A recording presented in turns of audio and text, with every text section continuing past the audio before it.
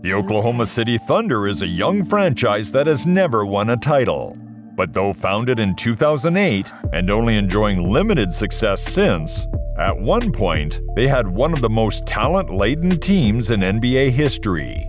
The team once featured Kevin Durant, James Harden, and Russel Westbrook, three future Hall of Famers, each with some of the most jaw-dropping stats ever seen. They are all gone now, leaving Oklahoma fans with a hangover and bittersweet questions of what could have been. But instead, each member of this superstar trio has gone on to achieve incredible things for other teams.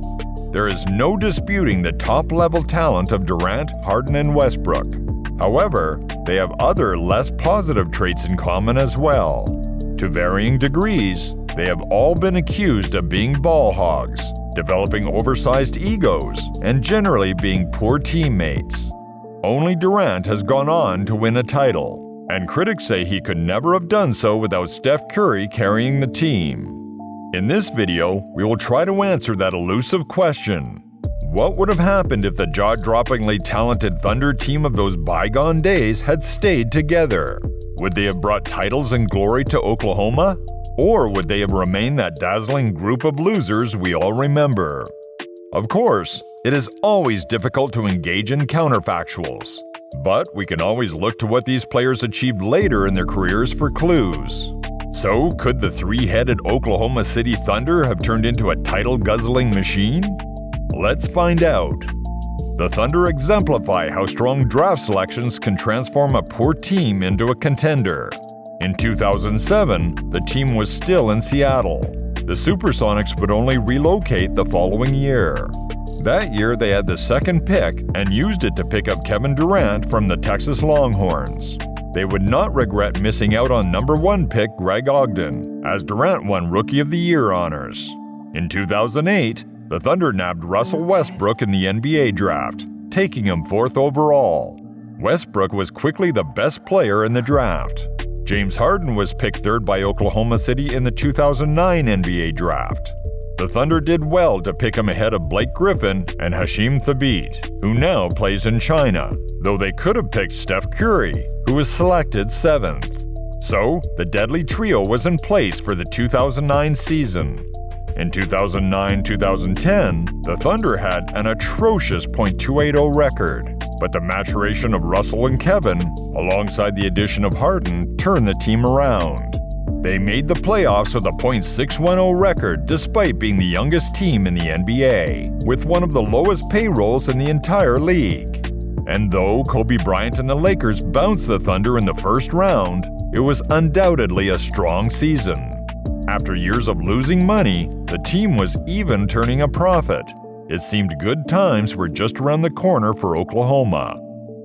With all these exciting young players in tow, the Thunder were among the top 5 teams in the league for ticket sales in 2010-2011. Not bad for such a small market. The young team finished 4th in the West and had a strong playoff run. After easily beating the Nuggets in the first round, they took the stubborn Memphis Grizzlies to 7 games in the conference semifinals. Durant excelled in that game, leading the Thunder to victory with a 39-point performance. However, Dirk Nowitzki and the Mavericks eliminated them in the conference finals. The 2011-2012 season was the final one for the Oklahoma Mega Trio, and it was easily the best one of all. The Thunder enjoyed a .732 record, the best in the Western Conference. They made it to the NBA Finals by beating a sensational series of teams. First, the champion Dallas Mavericks, then Phil Jackson's Lakers, and the Tim Duncan-led San Antonio Spurs. But Miami Heat was simply a better team and outplayed them on the way to a 4-1 victory. At the end of the game, Dwayne Wade gave a friendly acknowledgement to Harden and said, "We'll see you guys next year." But it wasn't to be. Harden left for the Rockets the following year after refusing Oklahoma's contract extension offer. The Thunder remained a contender without Harden and even reached the 2014 conference finals, but their chances of winning a title diminished significantly without Harden. Durant left in 2016 to help the Warriors win a title. Westbrook hung on till 2019, and they left the Thunder fans with great memories and one question ringing in their ears: what could have been. Would the Thunder have won a title if the trio hadn't broken up? Typically, the answer would be a resounding yes when you have a team as talented as the Thunder. After all, you had 3 future Hall of Famers and another excellent player in Serge Ibaka, all of whom were under 24. They would have had several chances to win a title later on. And amazingly, all 3 of the stars continue to have unprecedented numbers over a decade later. They have had 4 MVP awards between them since. Durant has excelled, has 2 titles, and won the NBA Finals MVP award in both instances. So, the quality to win a championship, perhaps multiple ones, is certainly there. Another way to approach this question is by looking at their likely rivals. Were the teams that have won titles over the years better than the Thunder at its trio-led peak? In 2013 and 2014, their prominent rivals would have been the Miami Heat and the San Antonio Spurs. The LeBron-led Heat had a cohesiveness and killer instinct that the Thunder simply lacked. And as good as their stars were, LeBron and Wade were better at the time. Meanwhile, the Tony Parker, Tim Duncan, and Manu Ginobili Spurs were better coached by Greg Popovich. But honestly, the Thunder just weren't quite as good as either team. So, my guess is that they would not have won a title over those years. After that, the NBA entered its Warriors versus Cavs era. For 4 years in a row, those 2 teams faced each other in the finals. But in our alternate universe, Kevin Durant never joined the Warriors, and they would have been a far weaker team. After all, those were arguably his best years. So if we analyze the Cavs and Warriors without KD, the 2 teams are more vulnerable than the Heat and Spurs. And, of course, basketball players reach their prime in their late 20s, which is indeed when Harden and Westbrook won their MVPs.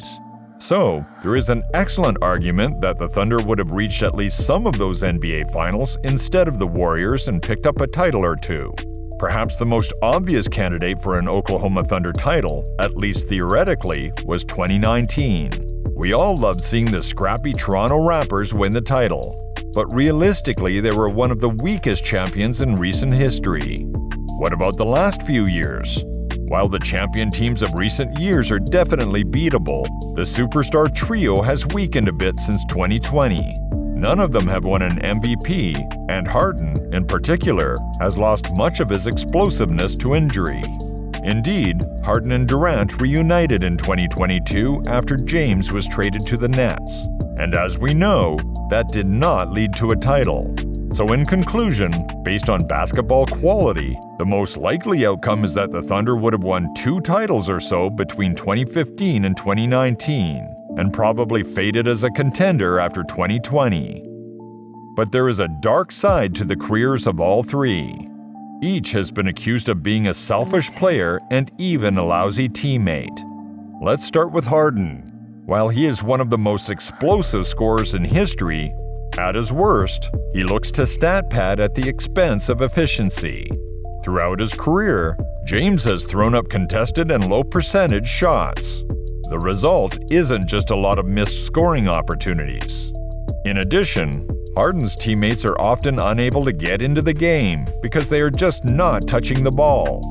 Kobe once said of Harden's style of play, "I am not a fan in terms of winning championships.